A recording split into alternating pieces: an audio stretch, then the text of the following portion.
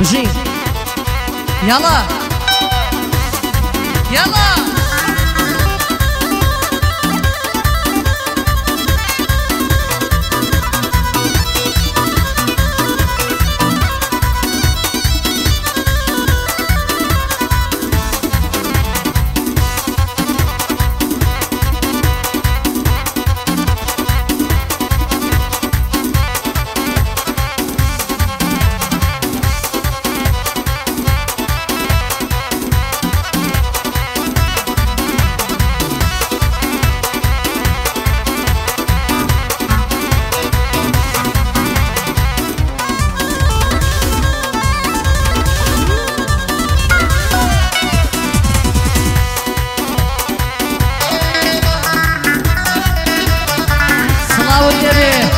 شێرە کوڕەکەی مام عەزیز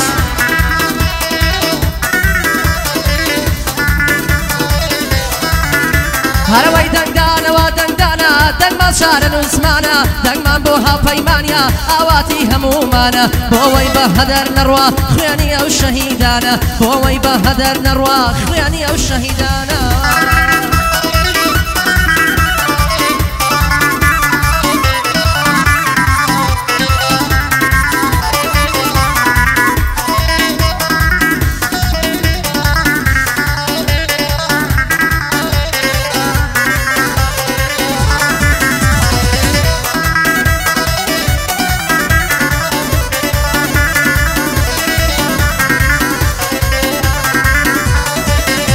هەرەوەیەوە هەڵبژاردنە خەڵکی هەمووی ئازادە تێکڕای خەڵک و وڵاتی خۆمان کردووە ئامادە هەرکەس خیانەتکارە خودا بیکە عیبادە هەموو دەستین دەنگ دەدەین بەڵێکی پاک و سادە پۆلیسی هاوپەیمانی وەک ناوی خۆم لە یادە پۆلیسی هاوپەیمانی وەک ناوی خۆم لە یادە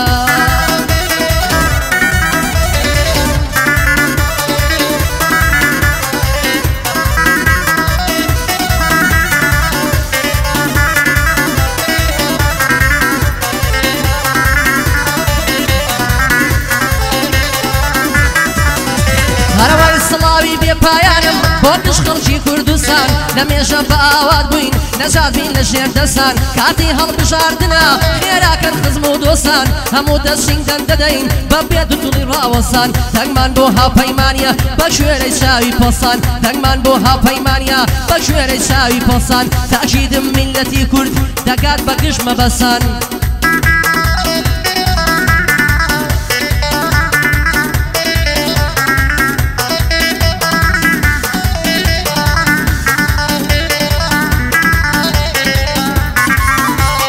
ئێستش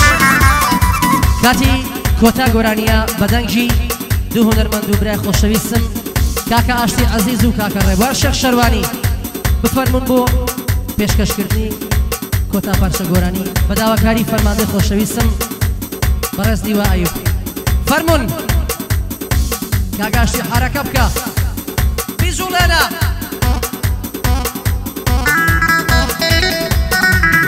کاکە ڕێبوار